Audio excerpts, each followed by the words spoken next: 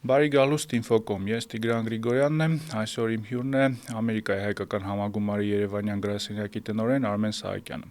Արմեն, շնորհակալություն հրավերի ընդունելու համար։ Շնորհակալություն հրավերի համար։ Այսօր քննարկենք Հայաստան-Սփյուռք հարաբերությունները վերջին տարիների ընթացքում։ Մենք տեսնում ենք, որ հատկապես Ղարաբաղյան երկրորդ պատերազմից հետո, բայց իրականում նաև 2018-ի հեղափոխությունից հետո որոշակի բարդություններ կան Հայաստանի որպես պետության եւ Սփյուռքի ավանդական կառույցների հետ հարաբերություններում, երևի ճիշտ կլինի այդպես ձևակերպել խնդիրը, որովհետեւ սովորաբար հարցի փորձագետները, հարցով զբաղվող փորձագետները նշում են, որ Սփյուռքը բազմատար է, չի գալիս նույնացնել մի քանի կառույցների հետ, բայց խոսքը գնում է այն ակտիվ կառույցների հետ, որոնք տասնամյակներ շարունակ զբաղվում էին ջատագողությամբ, օրինակ Միացյալ Նահանգներում կամ աշխարհի այլ մասերում, կխնդրեի նկարագրել իրավիճակը 2018-ից սկսած եւ ինչպես է այն փոփոխվել տարիների ընթացքում։ Շատ բարի, շնորհակալություն հրավերի համար, Տիգրան։ Իհարկե 2018-ից հետո կարծում եմ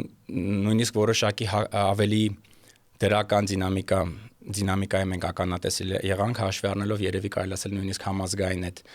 համախմբումը եւ ոգևորվածության այդ աստիճանը, որ արկա էր ընդհանուր առմամբ, ես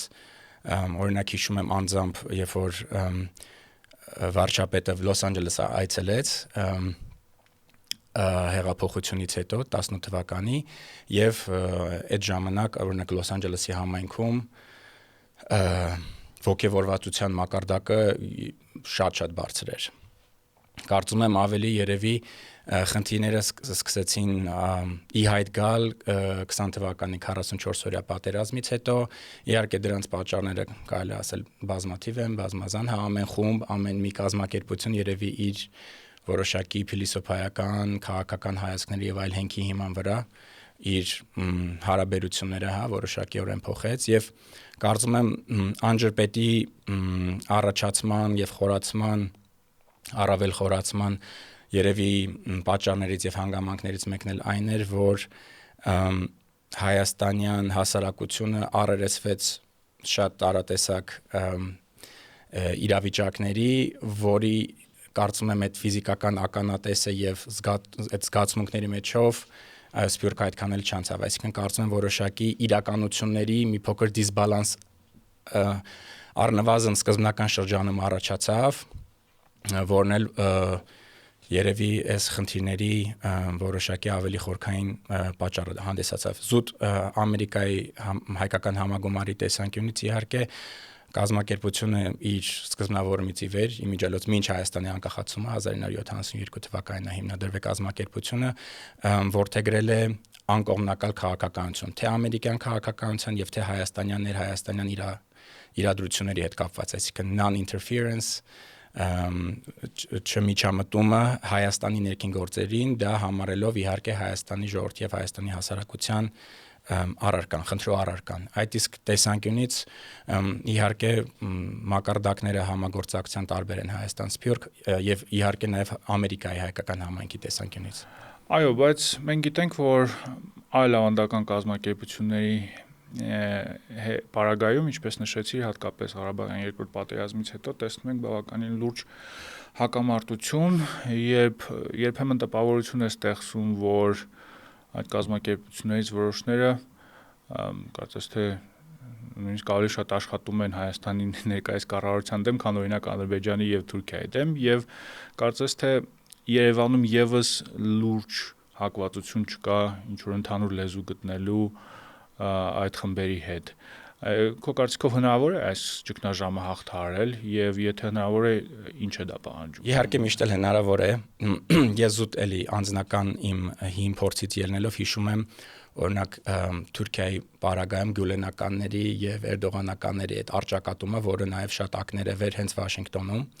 այսինքն ցանկացած պարագայում պարակտումը թեկուզ եւ կազմակերպությունների մակարդակով ցանկալի չէ, զուտ ջատագովության աշխատանքներ իրականացնելիս ընդունող կողմը, այս պարագայում օրինակ Ամերիկայի օրենսդիրները կամ գործադիր իշխանության անդամները ստանում են տարբեր սիգնալներ, տարբեր կենտրոններից եւ շատ հաճախ իհարկե կարող են գուշակել, որ Հայաստանը ոչ առաջնահերթ պետությունների ցանկում է առնվազն մինչև այս վերջի ժամանակահատվածը, այսինքն եթե կա մի երկիր եւ խնդիր, որը քեզ համար այսպես թե այնպես առաջնահերթություն չէ, ինչ որ մի հատ հերավոր տեղում, ինչքանով է օգտակար, երբ որ դու տարբեր սիգնալներ ստանում եւ արդեն չգիտես թե ինչ ձև դիրքավորվել տվյալ հարցի հետ կապված, այսինքն զուտ այդ տեսանկյունից իհարկե շատ ցանկալի է եւ օգտակար կլինի, եթե այդ միասնությունը որոշակիորեն վերականգնվի, բայց դա ինձ թվում է պահանջում է երկուստեղ ցանկություն եւ անկեղծ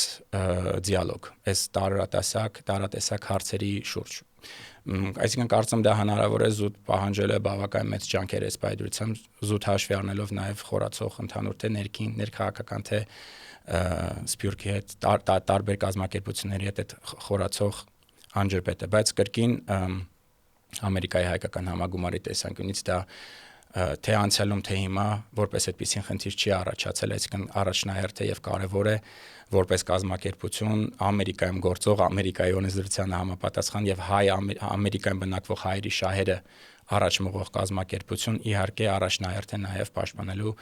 շատ իմաստներով հենց Հայաստանի Հանրապետության շահերը ելնելով այդ տեսանկյունից։ Այո, այս գործընթացներին զուգահեռ, այսինքն ավելի ավանդական կառույցների եւ ներկայիս կառավարության միջև այս դիմակայության ֆոնին մենք տեսնում ենք, որ վերջին տարիներին ձևավորվում են նաեւ նոր խմբեր, որոնք զբաղվում են ջատագովությամբ հենց Միացյալ Նահանգներում։ Ինչպես կգնահատես այդ խմբերի գործունեությունը եւ արդյունավետությունը, արդյոք հնարավոր է օրինակ նորաստեղծ ինչ-որ կազմակերպությունների միջոցով ազդել ինչ-որ գործընթացների վրա, նպաստել օրինակ հարաբերությունների խորացմանը երկու երկրների միջև։ Միանշանակ, այսինքն առնվազն փիլիսոփայական մակարդակով պատասխանը այո է, բայց իհարկե շատ տարբեր հանգամանքներ կան, որ պետք է հաշվի առնել։ Նախ այն հանգամանքը, որ Ամերիկայում սովորաբար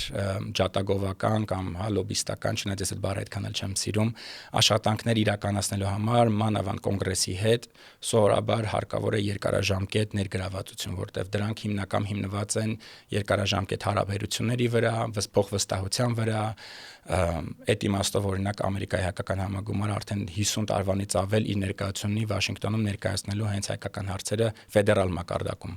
եւ հիմնական կոնգրեսի հետ, բայց դա ասելով մեկտեղ իհարկե կան տարբեր մեթոդներ, տարբեր մակարդակներ, որտեղ հնարավոր է ջատագովական աշխատանքներ անել եւ Հայաստանի եւ Ամերիկայում հայկական համայնքի տեսանկյունից ես կարծում եմ, որ հնարավորությունները գրեթե անսահման են, որովհետեւ ունենք իհարկե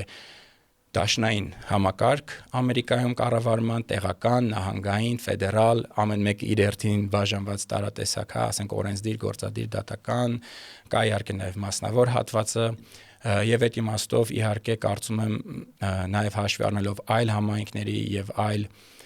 ինդուստրիաների աշխատանքը ջատագովական Ամերիկայում տարբեր կողմերից, տարբեր անկյուններից կարելի է մոտենալ խնդրին եւ այսինքն թիրախին խփել տարբեր կողմերից, այսինքն այնքան ժամանակ ինչքան որ նորաստեղծ լինի թե երկարամյա կազմակերպություն աշխատում են ի նպաստ այդ մեկ ինչ որ մեծ մետա նպատակի, կարծում եմ դա միայն կարող է օգտակար լինել եւ ոչ հակառակը, այդ թվում նաեւ անձամբ լինելով կողմնակիցը ազատ շուկայական տնտեսական հարաբերությունների նույնը կարելի է պրոյեկտել այս տեսակյունից, այսինքն առողջ նաև մրցակցությունը որոշակիորեն տարբեր կազմակերպությունների միջև մեզ որպես համայնք եւ որպես ջատագովական կառույց ավելի թարմ է պահում եւ մեր ոտքերի վրա։ Այո, վերջին տարիներին այդ ակտիվ դարձած ուղղություններից մեկը կարծես թե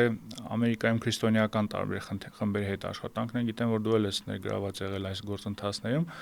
Քո կարծիքով ինչու մենք այս ուղղությամբ այս հարցով չենք զբաղվում նախորդ 30 տարիների ընթացքում, որովհետև ունենք այլ երկրների հաջողված օրինակը, նույն Իսրայելի օրինակը, որոնք կարողացել է այդ խմբերի նաև աջակցությամբ հասնել բավականին լուրջ դիրքերի Վաշինգտոնում եւ կարելի ասել երկուսակցական ինչ-որ կոնսենսուս ձևավորել Իսրայելի հետ կապված հարցերում։ Սա երևի ավելի շատ ռեսուրսների սղության խնդիր է, կարծում եմ, եւ որոշակիորեն իհարկե 90-ականներից սկսած կարծում եմ ընդհանուր ինչ որ կոնսենսուս կար, որով կրոնի դերը բավականին դիտարկվում էր նվազող քաղաքականության մեջ, հա, նույն Ամերիկայում, գուցե այդ հանգամանքները հաշվի առնելով այդքան շատ ուշադրություն չէր դրվում եւ միգուցե չէինք ցանկանում ուշադրությունը սևեռել ավելի կրոնական հարցերի, քան թե տնտեսական կամ քաղաքական, բայց ինչպես նշեցիր, օրինակ նույն հրեական տարբեր կազմակերպություններ, որոնք այսինքն ամերիկյան կազմակերպություններ, որոնց ջատագովն է նաև Ամերիկայում բնակվող հրեաները, այս ուղղությունը բավական երկար ժամանակ է որ բռնել են եւ այս պահին նաև քաղում են դրա արդյունքները։ Մեր հայկական համայնքի տեսանկյունից նաև կարևոր է այն հանգամանքը, որ մեր համայնքները շատ առումներով հենց տեղավորվել էին այն նահանգներում, որոնք որ ավելի դեմոկրատական ուղղվածություն ունեին, այսինքն անկախ իրենցից, այսպես ասած, զույգ այնտեղ որտեղ որ աշխատանքներ կային, blue collar jobs, այսպես ասած, առաջին ներգաղթյալների, հայ ներգաղթյալների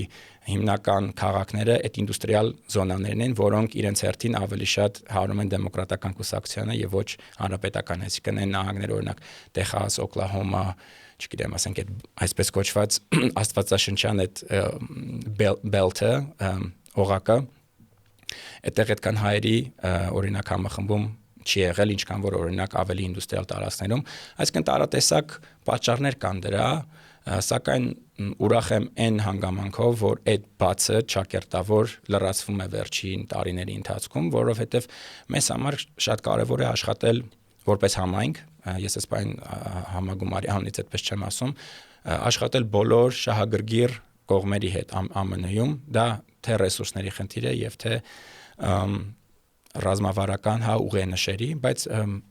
մենք հնարավորինս ինչքան շատ խմբերի հետ աշխատենք եւ խոսքը գնում է 300+ միլիոն բնակչության մասին, այսինքն կարող ենք պատկերացնել քանի կազմակերպություններ, քանի տարբեր համայնքներ կան, այսինքն ինչքան շատ տարբեր խմբերի հետ մենք աշխատենք եւ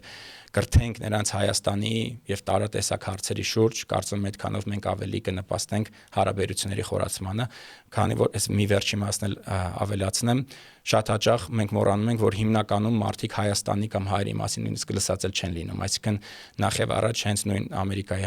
համագումարի տեսանկյունից, հայկական համագումարի տեսանկյունից մեր աշխատանքների հիմնական մասը նույնիսկ կարելի ասել կրթական է, այսինքն նույն կոնգրեսականներին, տարատեսակ խմբերին ներկայացնելն է, թե ինչ է Հայաստանը, ովքեր են հայերը եւ ինչպես կարող ենք խորացնել նման հարաբերությունները։ Այո, կարծում եմ այդ աշխատանքը կարևոր է հատկապես այս փուլում, երբ Հայաստանի տեսանելիությունը այնուամենայնիվ մեծանում է, թե Վաշինգտոնում, թե Բրյուսելում, թե այլ մայրաքաղաքներում։ Ես որպես մարդ, որ վերջին տարիներին հնարավորություն է ունեցել շփվել որոշում կայացնողների, չասենք շատ բարձր մակարդակով, բայց այնուամենայնիվ որոշում կայացման գործընթացի մեջ ներգրաված